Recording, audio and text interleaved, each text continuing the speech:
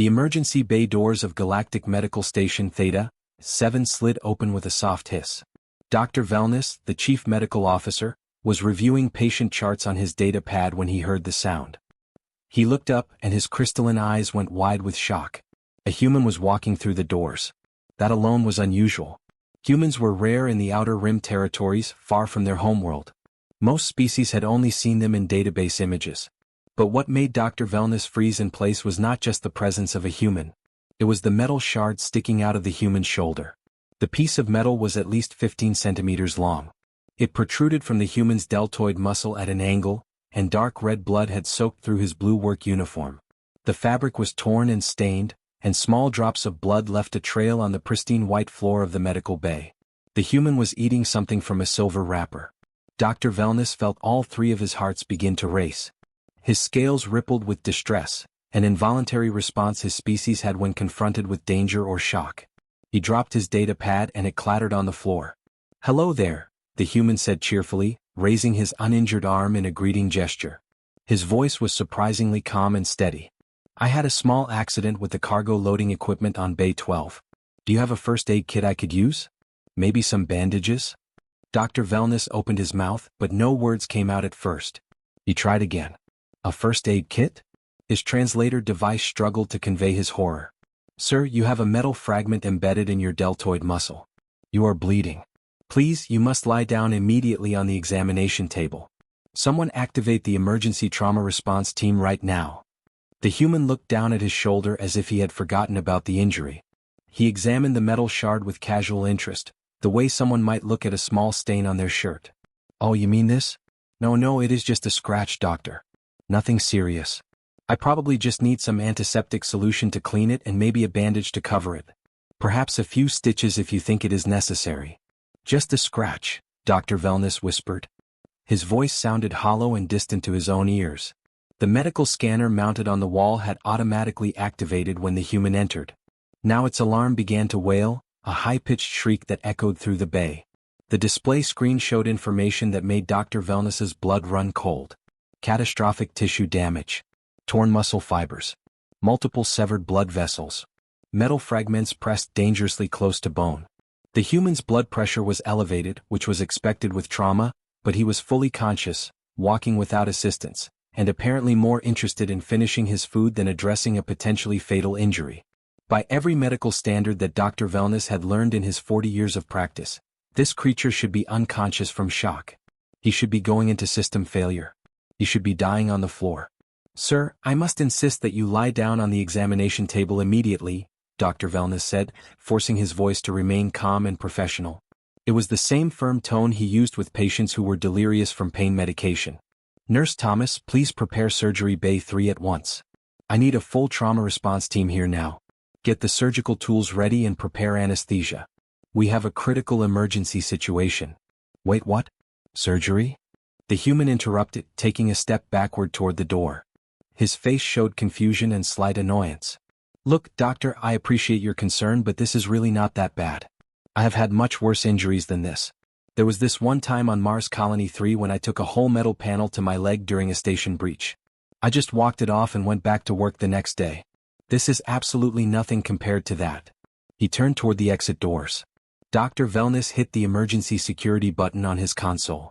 Within 3 seconds, 2 Velnari security officers materialized at the doorway. Their large bodies blocked the exit completely. They wore the standard gray uniforms of station security, and their hands rested on their equipment belts. James Parker, according to the identification badge clipped to his bloody uniform, looked at the security officers. Then he looked back at Dr. Velness. Confusion spread across his flat, strange face. His eyebrows drew together. "Are you people actually serious right now? It is literally just a scratch. I have had paper cuts worse than this." "Mr. Parker," Dr. Velness said very carefully.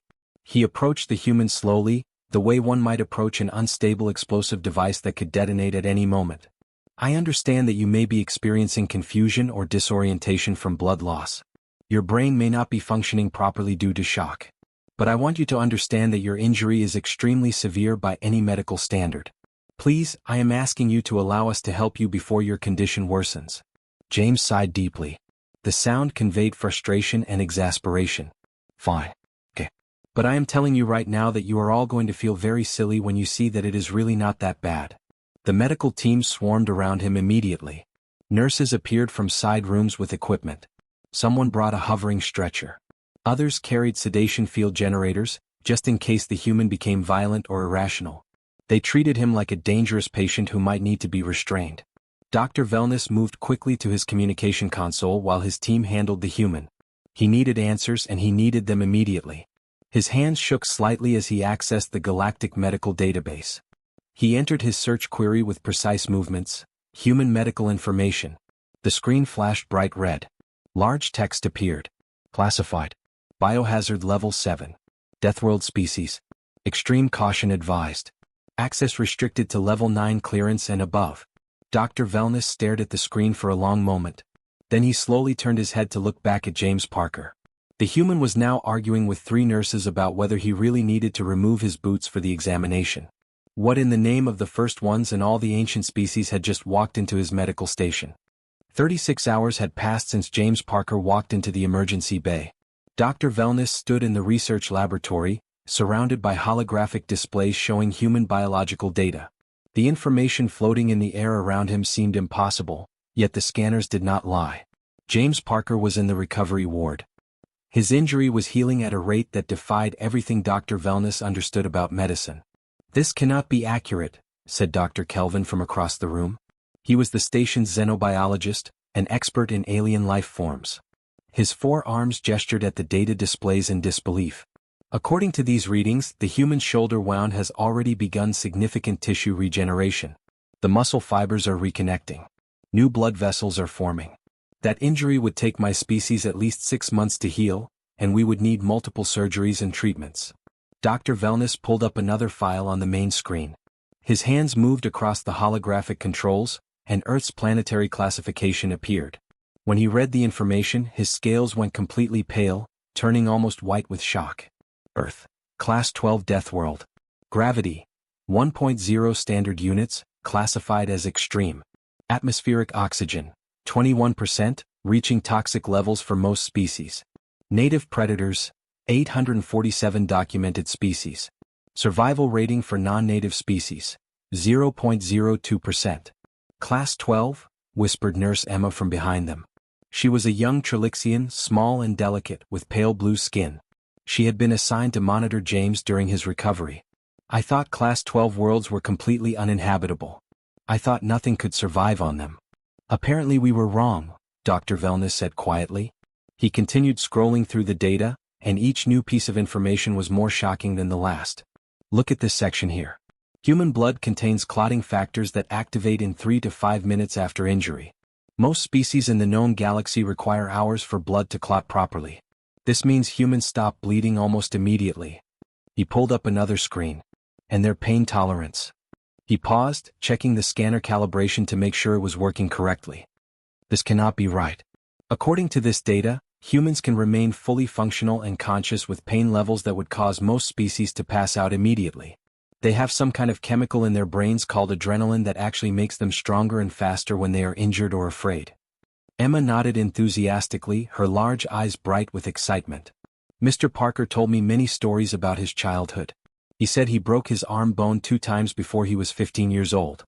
He also got something called a concussion, which is brain injury from hitting his head. And he received stitches, which means surgical thread and wounds, 17 different times before he became an adult. He told me these were completely normal childhood injuries that most human children experience." "Normal?" Dr. Kelvin repeated. His voice sounded faint and weak. "Brain injuries and broken bones are normal for their children." Dr. Velness opened more medical files. The information seemed to come from another reality. Humans had backup systems for critical organs. They could survive with only partial organ function. Their immune system was so aggressive and powerful that it sometimes attacked their own body by mistake. They had evolved on a planet that was constantly trying to kill them, and they survived by becoming almost impossible to kill. He sat down heavily in his chair, overwhelmed by the data. "Their world has predators with toxins that can kill in minutes," he read aloud. "Microscopic organisms that cause deadly diseases. Plants that are poisonous to touch. Weather patterns that can destroy entire cities. Geological activity that causes the ground to shake and mountains to explode. And somehow humans not only survived, they became the dominant species on their planet.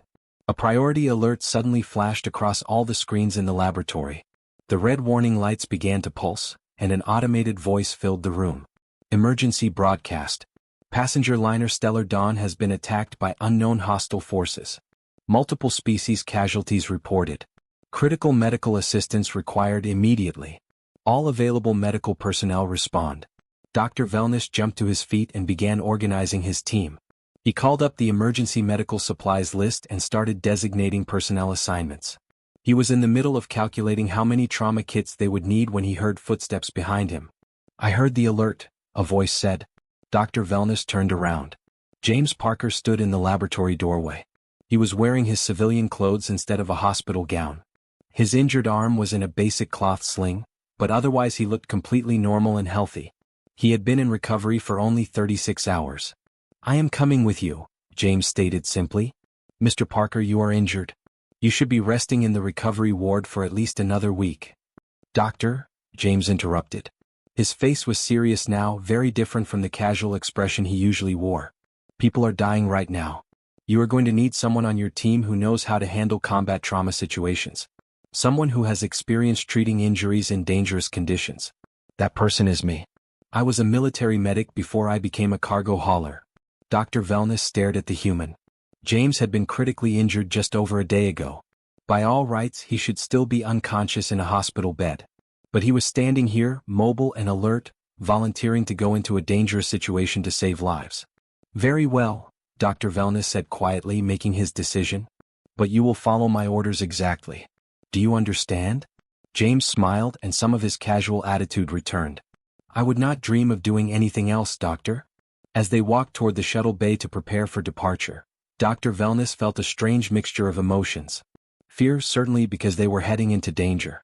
But also something else. Something he had not felt in a long time. Hope. Maybe having a human on the team was not a liability. Maybe it was exactly what they needed. He glanced at James Parker, who was checking emergency medical supplies with practiced efficiency despite his injured arm. Maybe humans were not something to fear. Maybe they were something to learn from.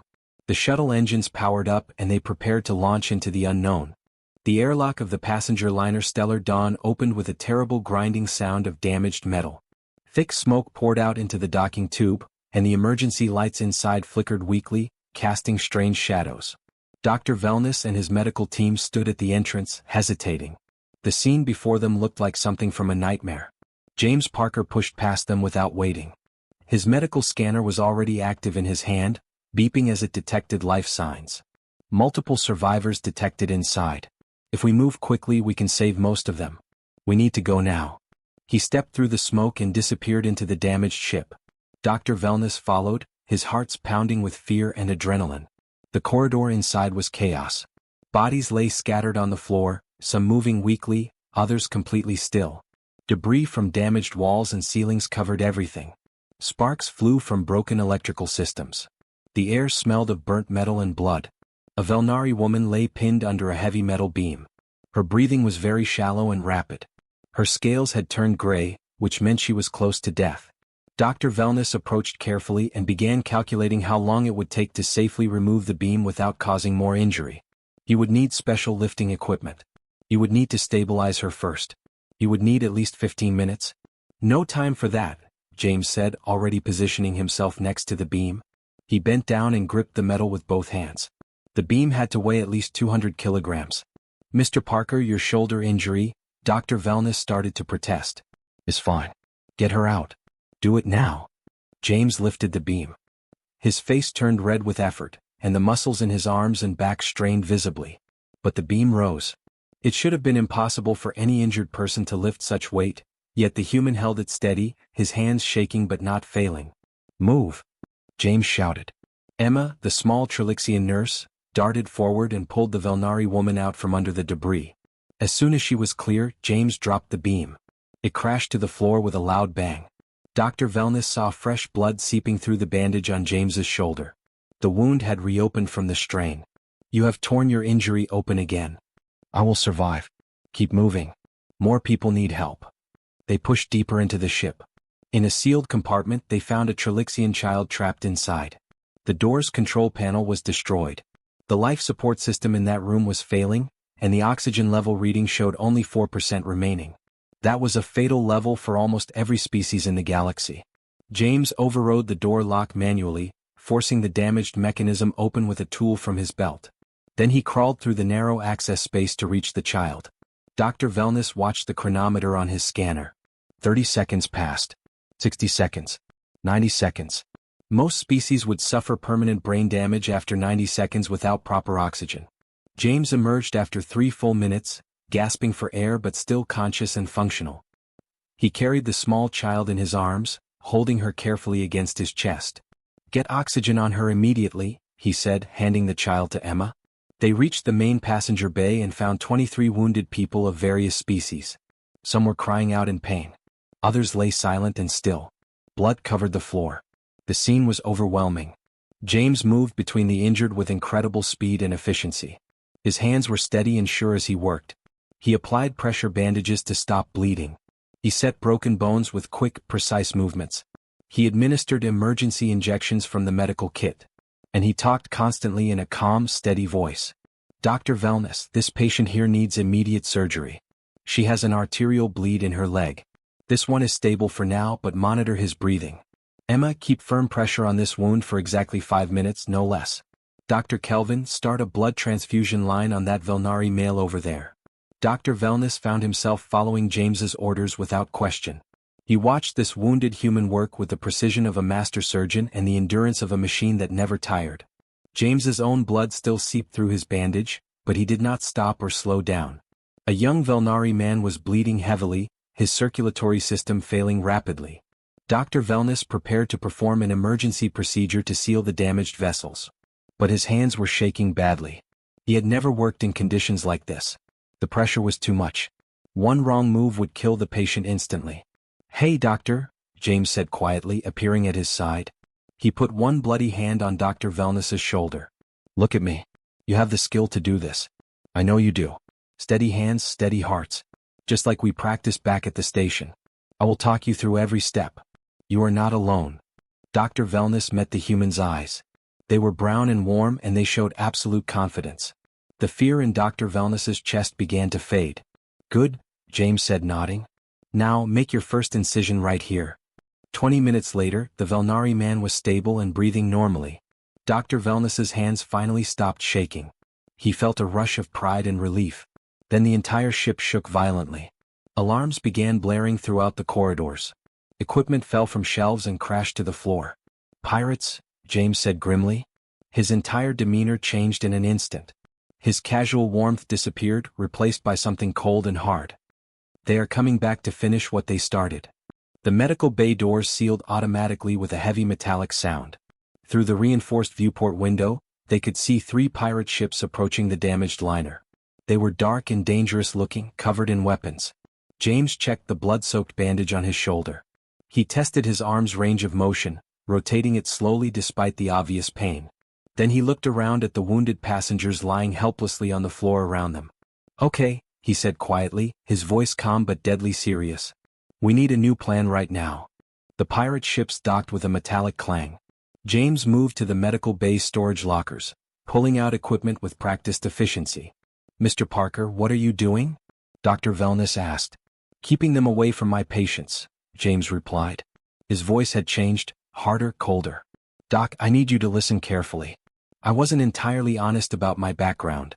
He wrapped a makeshift bandage around his shoulder properly, tested his arm's mobility, and continued. "I'm a cargo hauler now, yeah. But before that, I was a combat medic. Did 12 years in the Terran Defense Forces. Saw action on 4 colony worlds." Emma's small voice came from behind a medical unit. "You're a soldier?" "Was a soldier. Was a medic. Right now." James checked the emergency plasma torch, testing its ignition. "Right now I'm both." The pirate boarding breach began cutting through the outer door. Sparks flew.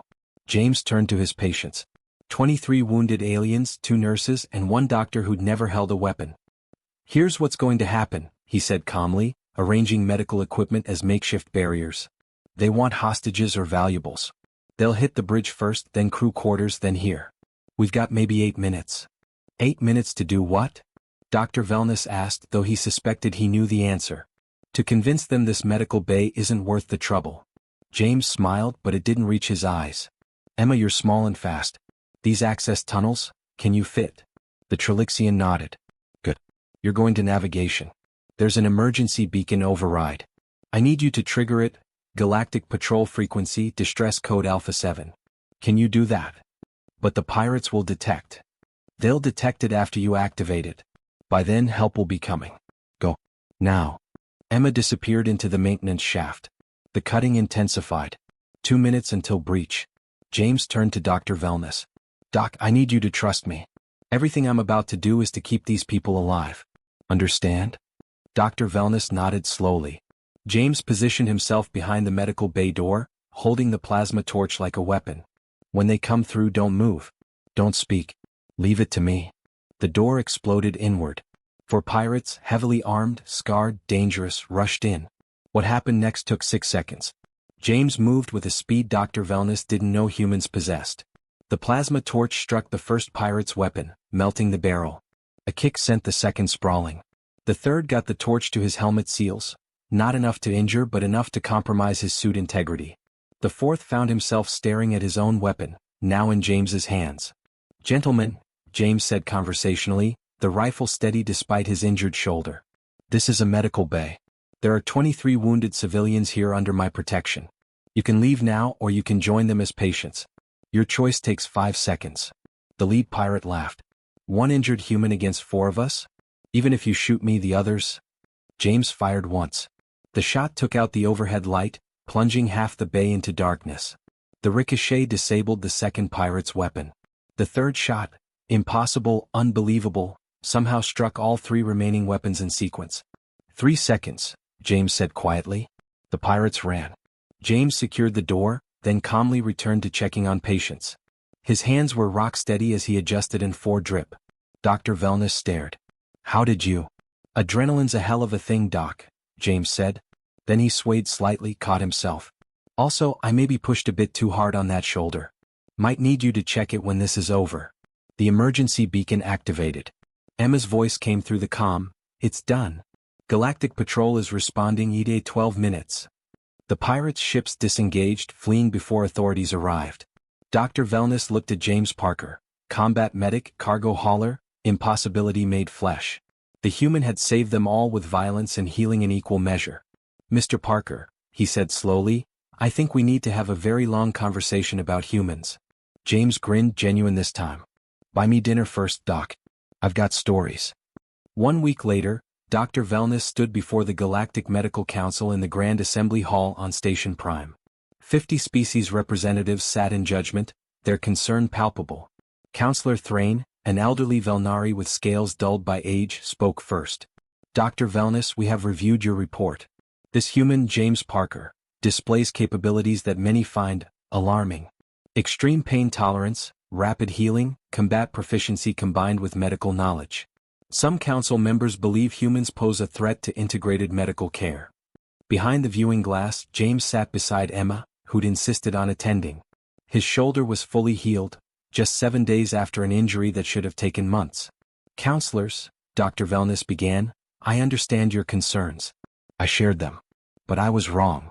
He activated the holographic display. Footage from the Stellar Dawn played, James lifting debris, treating wounded, talking Dr. Wellness through a life-saving procedure. Humans evolved on a Class 12 death world. Everything about Earth tried to kill them. They survived by becoming resilient, adaptable, and yes, capable of violence when necessary. But that's not what makes them remarkable. More footage, James comforting the Trilixian child, his voice gentle. James teaching Emma emergency procedures, patient and encouraging. James checking every single patient before allowing treatment for his own reopened wound. What makes humans remarkable, Dr. Wellness continued, is that despite evolving in hell, they chose compassion. Mr. Parker could have escaped the Stellar Dawn. Instead he stayed. He fought. He bled. Not for glory, not for payment, for strangers. Counselor Thrain studied the footage. This is one human. An exceptional case. Permission to speak, Counselor? James's voice came through the speaker. He stood at the glass. If you don't mind. After a brief consultation, James was admitted to the chamber. He walked in wearing clean civilian clothes, carrying a data pad. Counselors, I'm not exceptional, James said plainly. I'm ordinary. There are billions of humans and most would have done exactly what I did. We have a saying, pain is temporary but stories last forever. We endure because we're stubborn and we help others because we know what suffering feels like. He activated his data pad. These are human medical techniques, combat trauma protocols developed over centuries of conflict. Triage systems, emergency surgical procedures, psychological support frameworks. We learned this stuff the hard way through trial and error and way too many casualties. The display showed human medical innovations, rapid clotting agents, modular prosthetics, trauma-focused first aid designed for the worst-case scenarios. You're worried we're too dangerous, James continued. I get it. We're loud, we're reckless, we eat foods that would kill most species, and yeah, we take just a scratch way too literally. He smiled. But that resilience? That's not a weapon. It's a tool. Let us teach you what we've learned. Let human medics work alongside yours. We've spent millennia figuring out how to keep people alive in impossible situations. Why not share that? Emma stood, her small voice carrying clearly. Mr. Parker saved my life. He saved 23 patients. He saved Dr. Wellness when his hands were shaking. Humans aren't scary, they're inspiring. They get back up. And they help others get back up too. Silence filled the chamber. Counselor Thrain exchanged glances with her fellow representatives. Finally she spoke. This council recognizes that fear of the unknown clouds judgment. We propose a trial program. Humans may serve in galactic medical facilities under supervision, with mandatory cross-species training protocols. She looked directly at James. Mr. Parker, how would you feel about staying on Station Theta-7 as a training coordinator for emergency response? James blinked. Seriously? Seriously. I mean, I've got a cargo contract, but... He grinned. Yeah, I'd like that. Dr. Wellness stepped forward. Counselor, permission to partner with Mr. Parker on developing comprehensive human medical protocols for non-human physicians? Granted. 3 months later, Dr. Wellness looked up from his desk as James walked into Medical Bay Theta-7, rubbing his forehead. Morning, Doc. Quick question, do you guys do, like, brain scans here? Dr. Wellness's 3 hearts skipped. Why? Oh, I just bumped my head on the cargo door. Figured I should get it checked. The medical scanner activated automatically. Dr. Wellness stared at the results. Moderate concussion, minor cranial swelling, minor hematoma. Mr. Parker, you have a concussion. James squinted at the display. Yeah, that tracks. Felt a little dizzy earlier. You walked here. With a concussion. To ask about brain scans. Well, yeah. Better safe than sorry, right? Dr. Wellness felt a familiar sensation. The mixture of horror and resignation he'd come to associate with human patients.